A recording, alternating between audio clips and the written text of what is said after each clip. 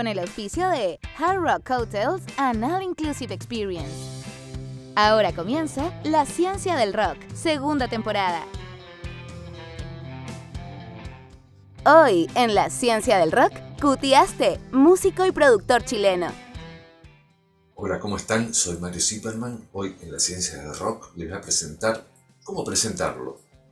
Simplemente como un artista, porque músico, compositor, instrumentista, humorista, participó en tantos grupos que no me alcanzan los dedos de la mano para nombrarlo. Así que lo presento simplemente como artista chileno. Hoy con ustedes, Cuti Aste. Hola Cuti, ¿cómo estás? Bien, muchas gracias. ¿Tú? Estoy muy contento de hablar con vos, porque aparte me interesa bastante, porque somos de la misma generación. Vos sos un poquito más chico que yo, pero somos de la misma generación, cada uno de un lado de la cordillera, pero me parece que haber pertenecido a esta generación de chicos nacidos en la primera mitad de los años 60 es una cosa muy, muy grosa. Y quiero ver un poquito cuáles son las similitudes y las diferencias que podemos tener de un lado de la cordillera o del otro. Así es, Mario, hemos sido testigos de la evolución de la tecnología y la música al mismo tiempo. Exacto. Y a la vez de un cambio político en Latinoamérica impresionante, con unas cosas que pasaron, que son del dominio público, todas las conocemos, pero creo que influenciaron mucho en nuestra vida. Lo primero que quiero saber de vos, cuando eras bien chiquito, en la casa con tus papás y tus hermanos, ¿cuál es el primer recuerdo musical que tenés? Bueno, yo soy el menor de 7 hermanos y cada uno de ellos tenía una afición muy fuerte por estilos distintos. Mi hermano mayor era más progresivo, no le gustaba tanto el rock clásico, desde Led Zeppelin hasta Grand Funk, pasando por los Beatles también, qué sé yo. Entonces, en cada una de las habitaciones había un radio donde se escuchaba músicas distintas. Mis hermanas eran más soul, tenía otro hermano que le gustaba más la música romántica y así. Y también se da el fenómeno social en Latinoamérica de las cocinas de las casas donde solíamos, los que vivíamos en clase, los que pertenecíamos a clase media, tener asistentes del hogar, lo que aquí le llaman nana. Son empleadas domésticas que tenían su radio en la cocina y gracias a eso yo conocía, por ejemplo, de la música argentina, conocía a Sandro, a Fabio, y de la música chilena, Los Ángeles Negros, música mucho más popular en español, que no sonaba en las radios en frecuencia modulada, sino que son en las radios en amplitud modulada, las AM. Y además de eso, bueno, mis padres se conocieron ellos cantando en un coro polifónico, entonces ya había un ambiente musical en mi casa, y en la casa de mi tía había piano. Yo recuerdo que el piano, yo era tan pequeño que las teclas me llegaban a la altura de la cara, o sea, yo debo haber tenido unos 4 o 5 años y tocaba el piano, me retaban luego, pero inmediatamente me llamó la atención esto de que las cosas sonaran, que los objetos sonaran. Eso me llamó mucho la atención. Entonces era una casa muy musical porque todos mis hermanos estaban cercanos a la música de una forma u otra y yo era el menor. Así que ya había, como dicen ustedes, un quilombo armado. Cuando yo aparecí ya estaba la fiesta sonando hace rato. Y crecí escuchando los Beatles. Crecí escuchando... Creo que mi padre llevó el primer álbum de los Beatles que hubo en la ciudad de Concepción, al sur de Chile. Él estuvo el año 64 en Inglaterra y fue a una disquería y compró un disco de alguna banda emergente, preguntó él, para una sobrina adolescente. Y creo que llegó con Twist and Shout o algo así, no sé, hay un mito ahí, que sería el primer disco de los Beatles que llegó a Concepción. Entonces, claro, desde pequeño tuve muchos estímulos musicales por parte de mi familia. Bueno, ahí veo una coincidencia gigante igual, ¿no? Bastante parecido a lo que me pasó a mí. Y veo también cómo en esa época pertenecer a una clase social también involucraba un poquito más la música que escuchabas. Porque acá lo que contás de las nanas también era así. Mi padre de clase media, un poco más progresivo o progresista, consideraba a Sandro, a Leonardo Fabio como una música menor y le ponía más hincapié a la música extranjera, al jazz, a la música clásica.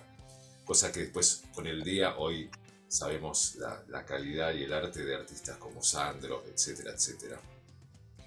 Y si vos, por ejemplo, ¿te gusta el cine? Me gusta mucho, mucho, mucho. Y he hecho música para cine también acá en Chile. Un poquito sé.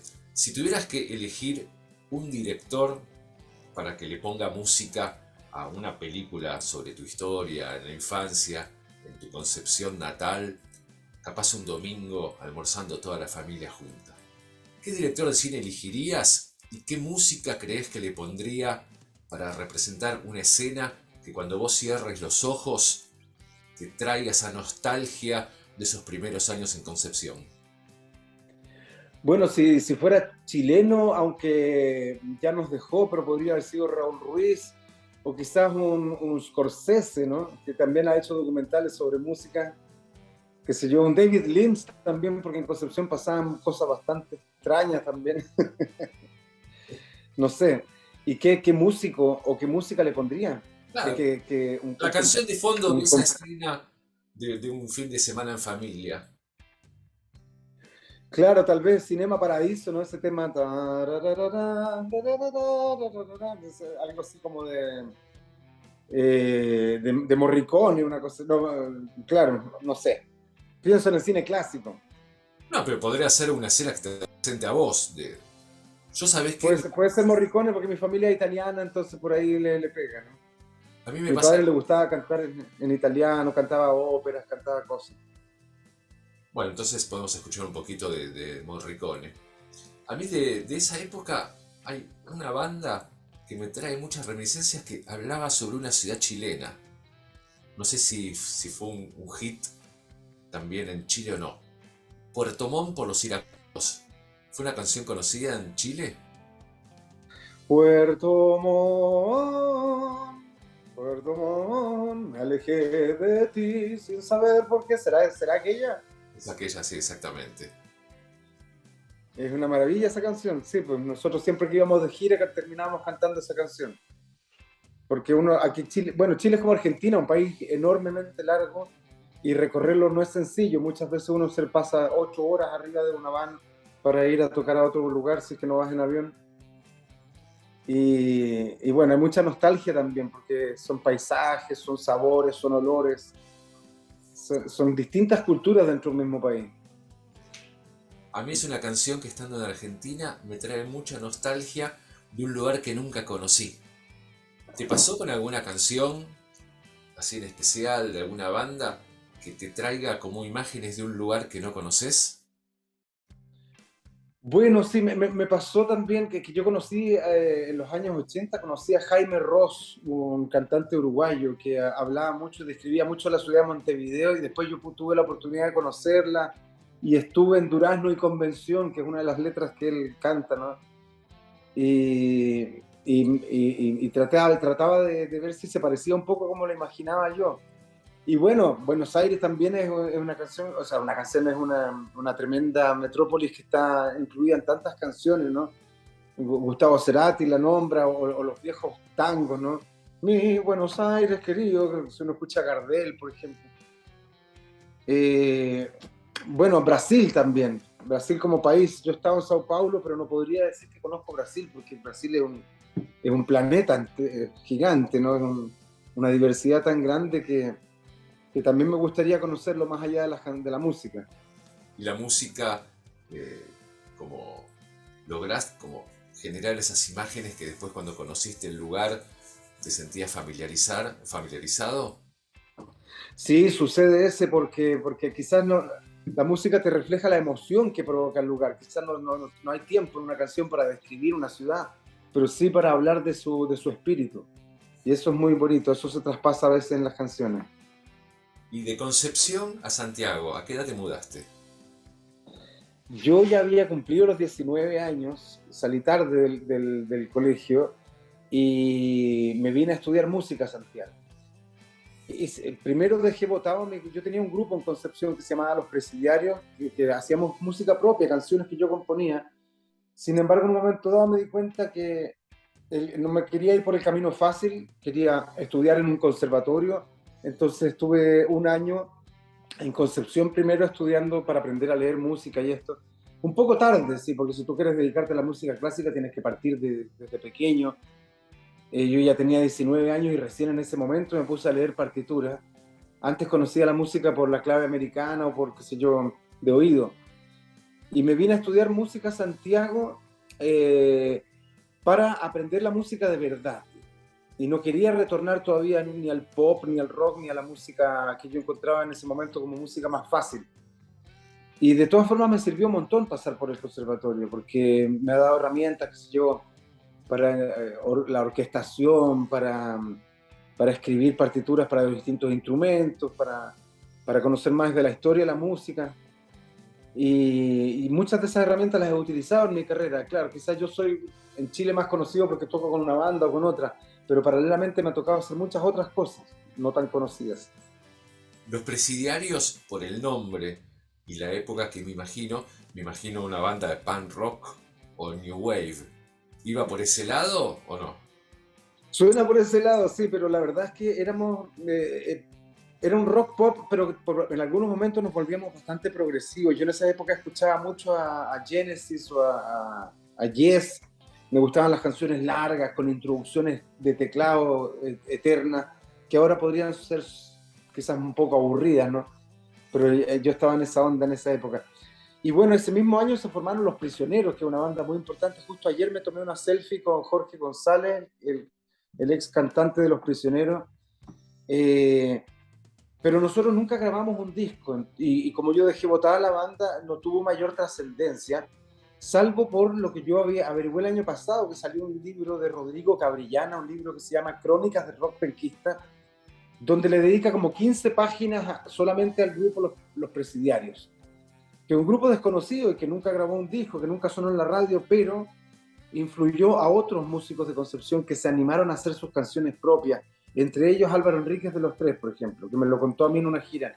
Ustedes hacían canciones propias, nosotros hacíamos covers, y yo me animé a hacer canciones propias después de verlo a ustedes, me lo dijo a mí Álvaro. Entonces, por ahí uno a veces trasciende más allá de la industria, más allá de lo discográfico, uno trasciende a través de otras cosas, de las influencias que uno genera.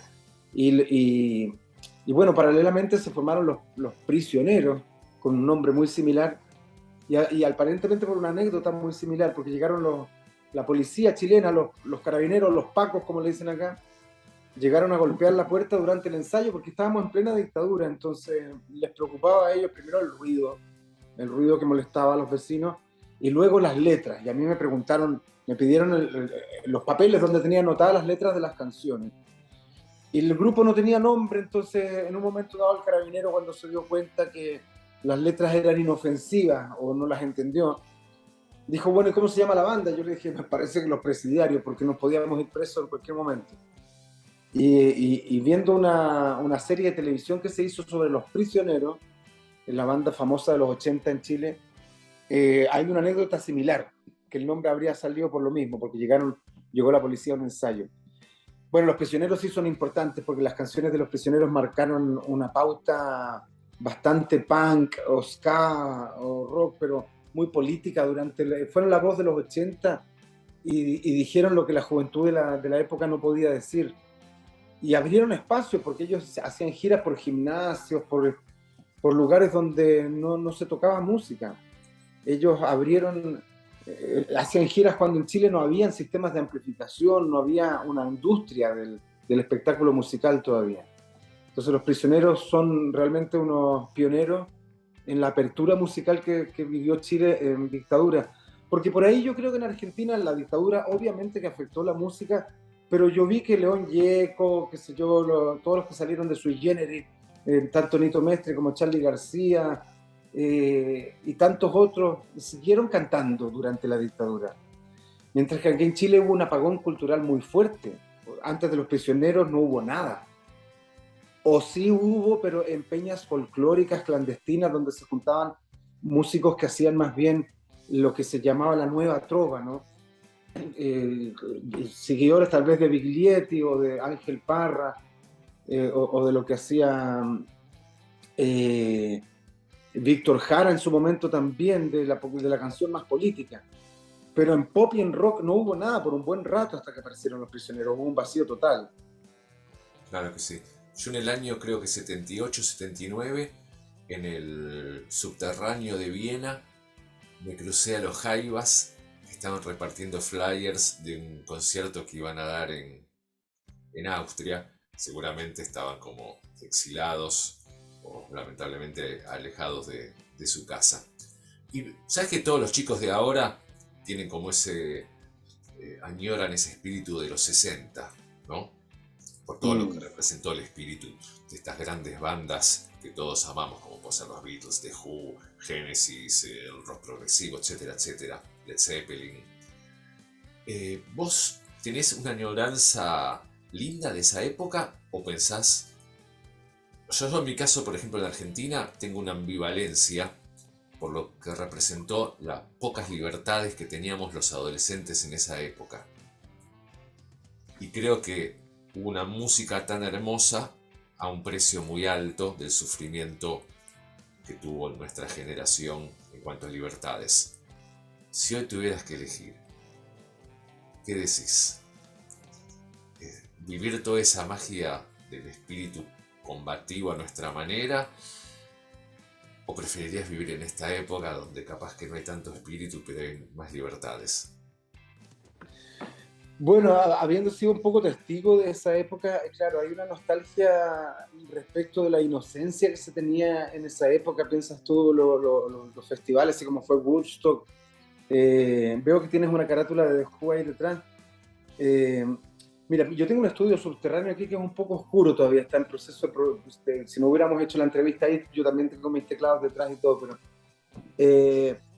claro, mira, son cosas tan distintas, porque en esa época todavía estaba empezando este sueño, ¿no? de hacer una sociedad mejor, más justa, tanto en lo político como también en lo ecológico, los mal llamados hippies, porque en realidad el hippismo no es solamente vestirse de una forma o dejarse el pelo largo, sino que era toda una filosofía.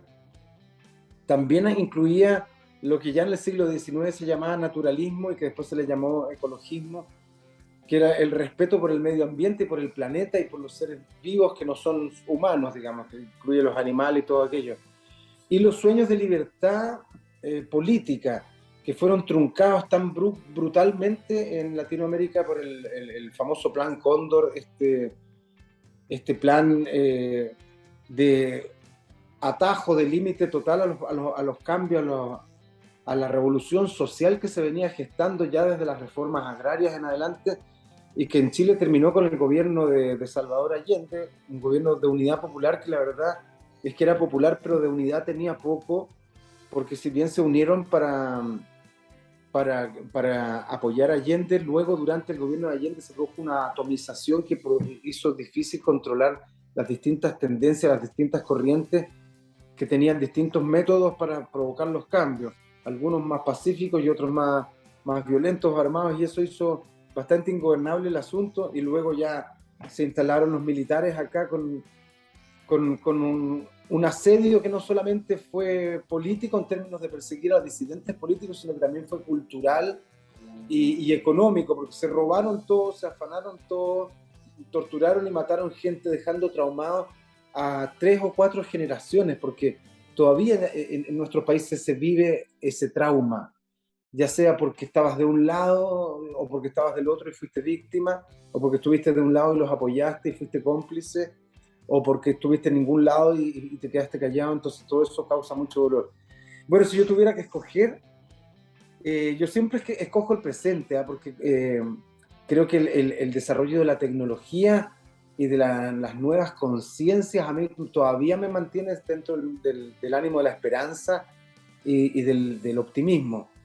Pero claro, hay muchas cosas de esa época que se perdieron para siempre, y una de esas es la inocencia. La inocencia con que se observaban las cosas, los New Age, por ejemplo, que pensaban que la nueva conciencia universal iba a traer solo bienestar. Y yo creo que eso existe, y existe en forma paralela. ¿Pero paralela a qué? Paralela a que Vladimir Putin amenaza con usar armas nucleares. O sea, da la impresión de que la humanidad no hubiera aprendido absolutamente nada y que estamos a punto de volver a cometer los errores del pasado y de una forma mucho más exagerada. Entonces, claro, yo entiendo que haya juventud hoy en día que es muy pesimista o nihilista, o no sé cómo decirlo, y que mira con escepticismo el futuro porque tanto el cambio climático como las amenazas bélicas hacen del futuro algo bastante incierto. Y eso en los años 60, bueno, también se vivió. En los años 60 estuvo la crisis de los misiles, donde Unión Soviética se negaba a detener el envío de misiles a Cuba, y también estuvo a punto de provocarse una debacle mundial. Así que tampoco podemos idealizar aquella época, pero sí en términos artísticos sí. Creo que la convivencia era más sana, si bien es cierto siempre existió delincuencia, no existían los carteles de la droga que hay ahora y que controlan la política y la economía, que controlan todo. Creo que ahora estamos viviendo en una película, en un thriller, ¿no? Una cosa así en nuestras sociedades. Y bueno, antes había terrorismo de Estado, ahora hay terrorismo empresarial. Ahora no son las dictaduras las que mandan a matar gente, sino que son los dueños de las grandes empresas que mandan a matar a los ambientalistas. Estamos viviendo bajo la era del sicariato privado. Entonces, bueno, ustedes tuvieron una experiencia con eso con Carlos Saúl Menem, ¿no es cierto? Ahí yo creo que se inauguró lo que es el sicariato en democracia. Bueno, eso ya es otra historia. Claro. Creo que me quedaría con algunas cosas de los años 60, de mi infancia, de esa candidez, pero viviendo ahora con las tecnologías actuales, con las posibilidades actuales, con la interconectividad, con esta posibilidad que tenemos de estarnos viendo y conversando mientras tú estás en tu casa en Argentina y yo estoy en la mía aquí en Chile. Creo que me quedo con el presente, pero tratando de ver cómo volver a recuperar esa candidez, esa inocencia, o al menos ese optimismo de aquella época. Seguimos teniendo muchas similitudes. Ahora en un ratito vamos a hablar de tecnología.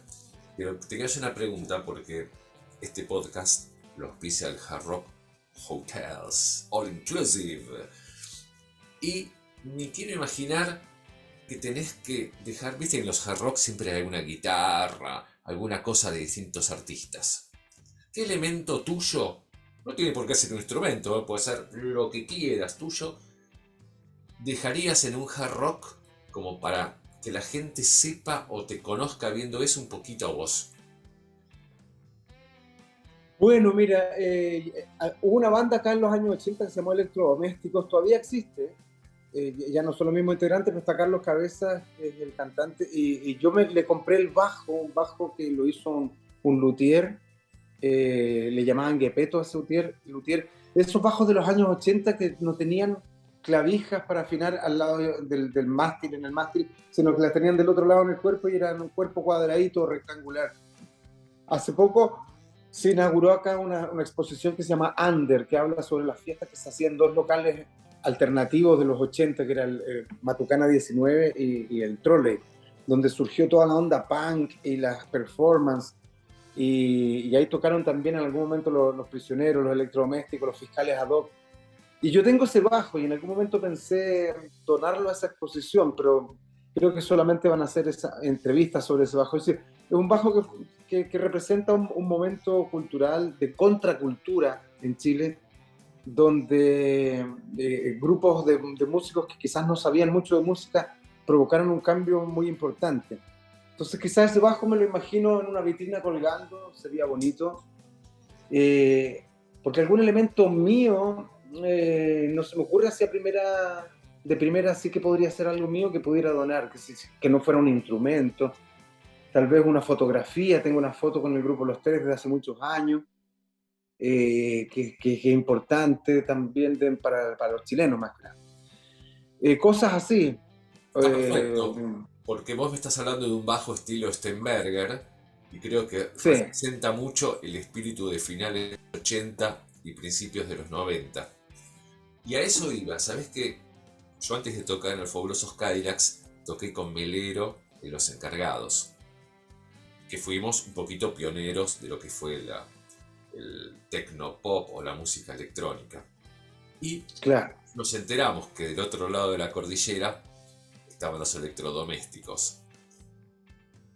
Y ahí trazo otro paralelismo. ¿Cómo fue que llegaste a los electrodomésticos?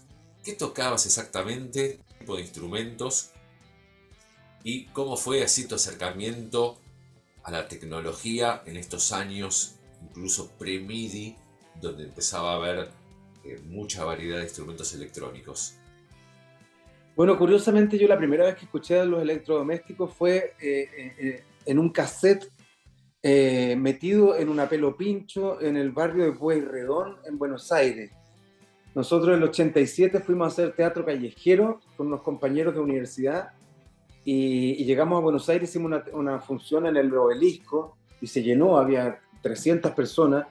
Nos ganamos 80 australes en esa época, que con 4 australes tú comías en el tenedor libre.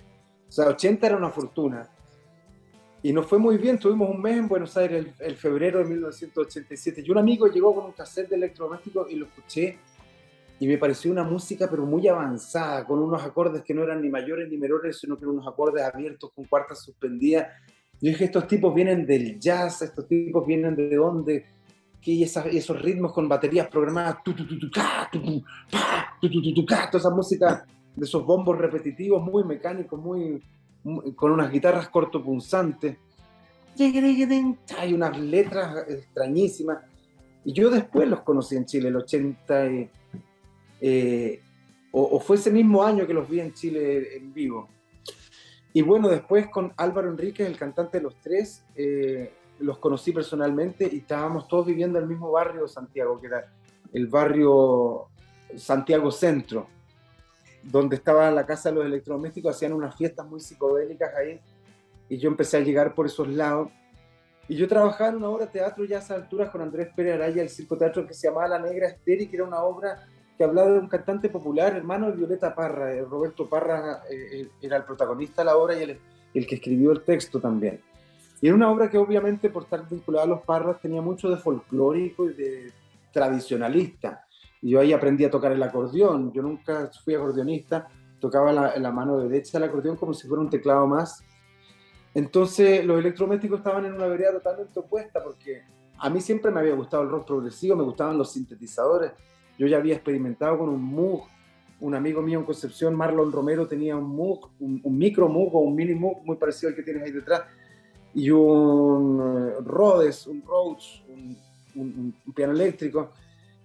Pero con el teatro yo estaba metido en otra vereda, estaba metido en la onda más de la cueca chilena, de la tonada, y de pronto me veo en la casa de los electrodomésticos. No recuerdo cómo fue, yo llevé un saxofón un día a una fiesta y me puse a improvisar en medio de la fiesta con otro amigo que estaba ahí, y ahí alguno de los electrodomésticos me vio y dijo, bueno, Cuti, te queremos invitar a tocar en la banda.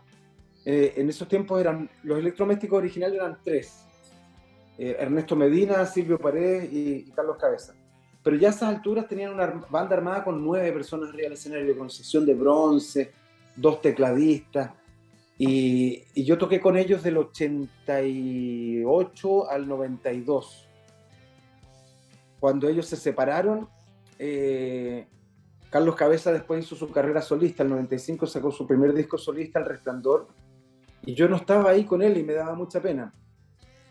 Pero alrededor del año 2000 empezaron a tocar de nuevo y ahí yo entré como miembro estable de la banda. Y grabamos el 2004 el disco La Nueva Canción Chilena, y de ahí para adelante yo toqué hasta el 2012 con ellos.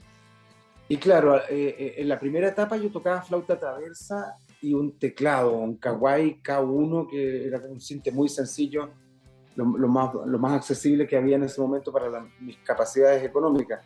Pero cuando volvimos en 2000, yo ya tenía un Korg Triton, que era como un Jumbo 747, porque no tenía 88 teclas, pero tenía 77 teclas, y todavía lo tengo, es una nave bastante grande, y ya estaba tocando saxofón, y creo que le fui agregando con el tiempo otros sintes que me fui comprando, como un MC20, que al Carlos le gustaba, porque en los principios de los años 80 también lo ocupaban.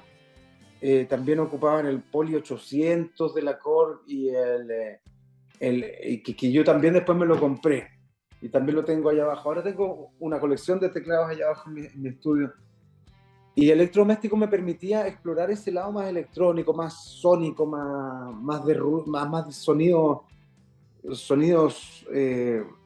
más industriales, tal vez con los samplers y toda esa cosa que a mí me llamaba mucho la atención. A Carlos le gustaba y le gusta hasta el día de hoy mucho que en su música se note la vanguardia, la tecnología, lo electrónico. Entonces para mí era muy buen complemento a todo esto otro que estaba haciendo, que era más folclórico, o bien con el grupo Los Tres de Chile, que siempre me invitaron a tocar y que ahora también. Ahora yo soy el tecladista de Los Tres, pero ellos tienen la corriente del rock clásico, de la guitarra Rickenbacker con amplificador a tubo.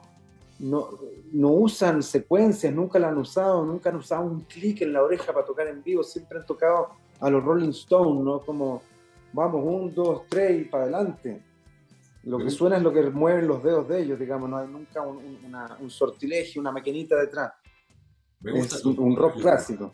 Me gusta tu espíritu independiente, y de lo cual vamos a hablar ahora en algún momento, porque me parece que es el futuro, ¿no?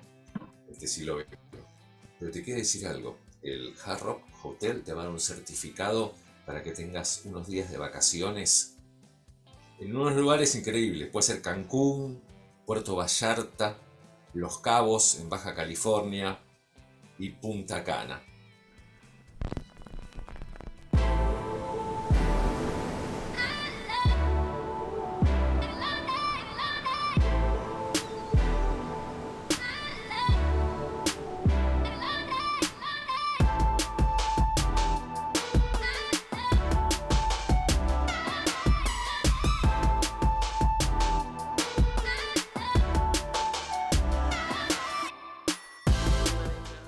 Llegó el momento de rockear. Para ello, junto a nuestros auspiciadores, Hard Rock Hotels On All Inclusive Experience, que cuenta con propiedades de lujo en Cancún, Riviera Maya, Vallarta, Los Cabos y Punta Cana, te hacemos entrega de un certificado para que tengas unas vacaciones legendarias en el Caribe, al mejor estilo de una estrella de rock, y para que disfrutes del museo de la música más grande del mundo.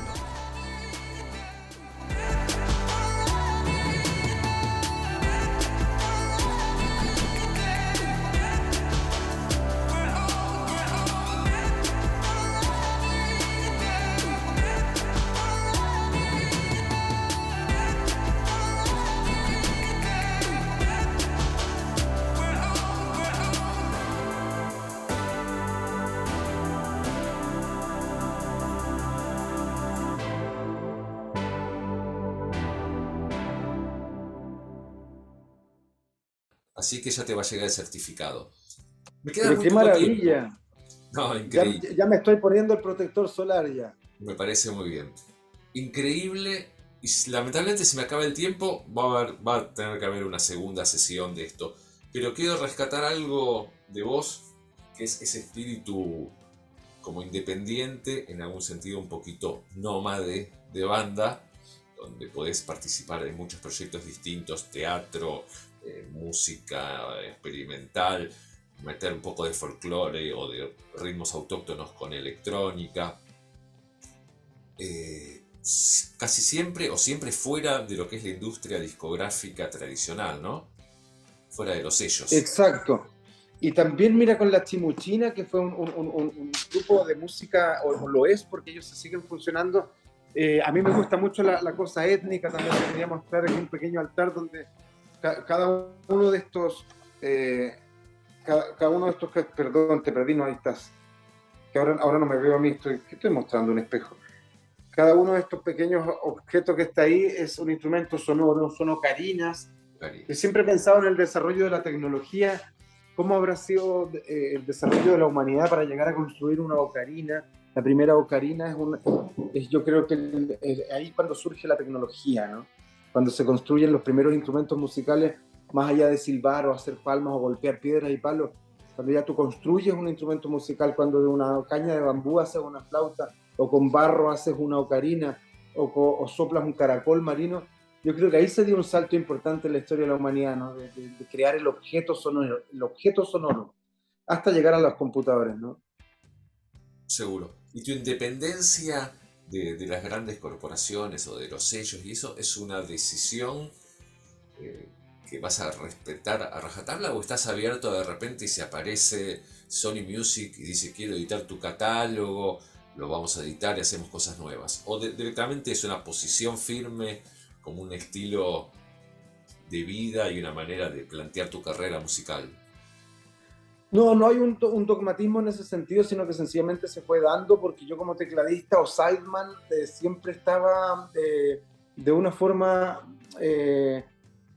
tenía los privilegios de estar en una banda que sí había firmado con un sello discográfico. Eso le permitía, por ejemplo, quizás lo más importante fue el año 95 cuando fuimos con los tres a hacer el Unplugged de MTV, que era creo la segunda banda latinoamericana que después de Charlie, si no me equivoco, que hacía eso. Y el Unplugged, MTV en esa época para nosotros era como era como las Olimpiadas de la música popular, o sea, era lo más importante que sucedía. Entonces no necesitaba yo firmar y tampoco tenía el anhelo en ese momento al menos de hacer proyectos solistas. Pensaba que el día de mañana iba a ser algo importante, todavía lo estoy esperando, ¿eh? Todavía estoy esperando, todavía estoy pensando qué voy a hacer cuando grande y ya tengo 57 años. Pero sí, si alguien quisiera editar mi catálogo sería fantástico y ordenarlo también, porque yo he hecho muchas músicas que no están disponibles. Por ahí hay algunas en SoundCloud y tengo mis 2 álbumes solistas en Spotify, pero yo la mayor parte de la música que yo he hecho es para películas o obras de teatro y no está editada, entonces sí me gustaría el día de mañana verlas editadas, aunque ahora me voy a dar el trabajo por lo menos de subirla a las plataformas, que es algo que puedo hacer yo solo también. Pero no, claro, el proyecto solista yo sabía que suponía un sacrificio y una exclusividad frente a una cosa que nunca quise asumir. Siempre me gustaba estar probando un poquito de todo, estar como cambiando de sabores, de colores, de textura, que ya ser el líder de una banda a la cual tú ya después te debes, ¿no? Porque es una responsabilidad también. Se arma un equipo, un grupo de trabajo, una familia, y cada una de esas personas tiene sus respectivas familias y tienes que mantenerlos activos porque si no caen cada uno en una crisis. Es una empresa y nunca quise ser el gerente de esa empresa. Quise evitar esa responsabilidad. Pero a esta altura de mi vida me gustaría, por ejemplo, empezar a cantar, empezar a grabar más, aunque ya es tarde para ser un artista revelación, pero lo puedo hacer. Tengo un estudio en casa, así que es una tontera si no lo hago. Durante la pandemia logré armar mi primer estudio. Antes tenía home studio, pero ahora ya tengo una sala grande con batería y está todo acondicionado como para empezar a hacer música, y lo estaba haciendo, pero no directamente para mí. Le estoy produciendo a otros grupos más jóvenes sus canciones, vienen para acá, me piden ayuda y yo los oriento. Así que sí, me gustaría editar mis músicas, pero también fue útil no haber sido el frontman de ninguna banda durante toda mi carrera, porque también me permite no ser tan conocido. O sea, yo puedo caminar por la calle sin problemas sin que se me tire la gente encima. Y eso también es una ventaja, porque a algunos amigos se les ha hecho bastante imposible la vida por ser rockstar. O se dejaron también llevar por vidas complicadas que a veces cuestan caro o te cuestan la vida. También el rock and roll tiene ese precio, ¿no? Ese riesgo, ese abismo permanente que te persigue.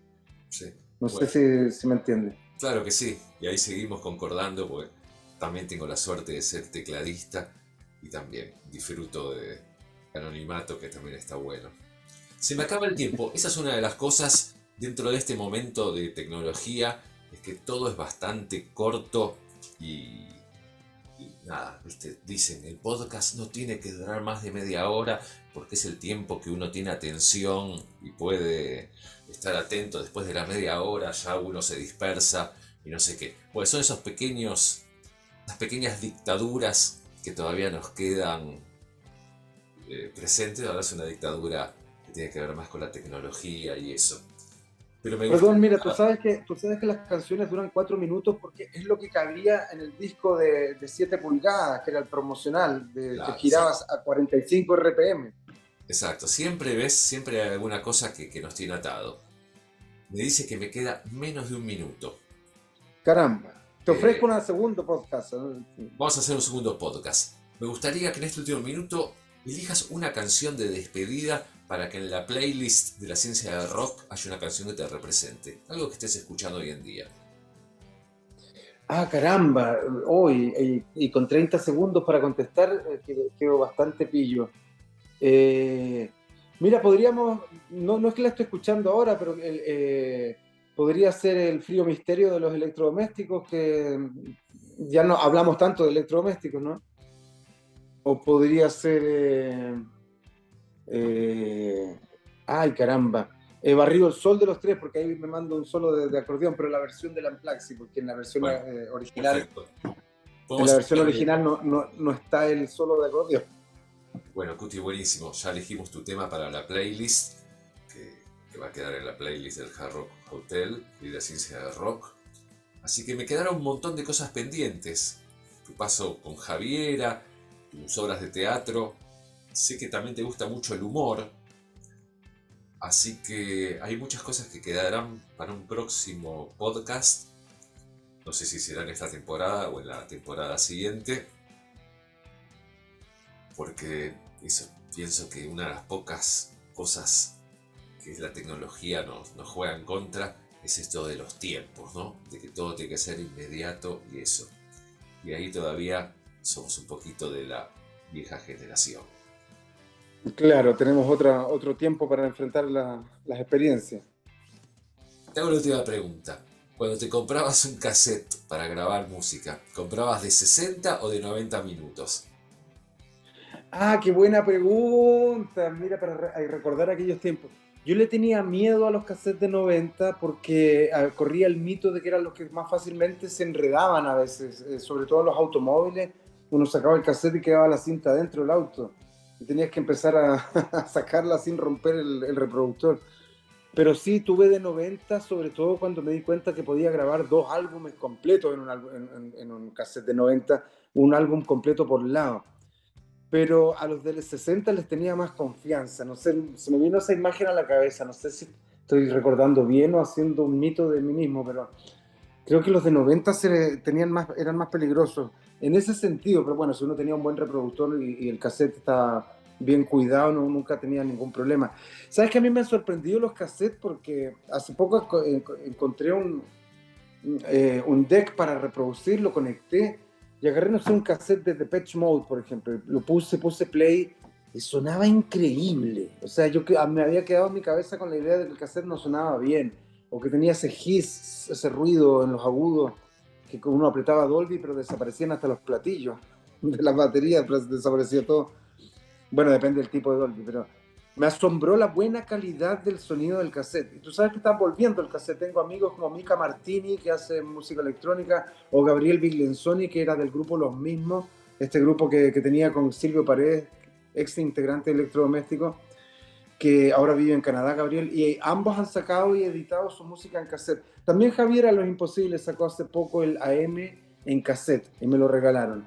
Está volviendo la industria del cassette para los fetichistas o los coleccionistas que queremos tener ese formato de vuelta. Y vamos a rebobinar con la lapicera para no gastar las baterías. Entonces, Exacto.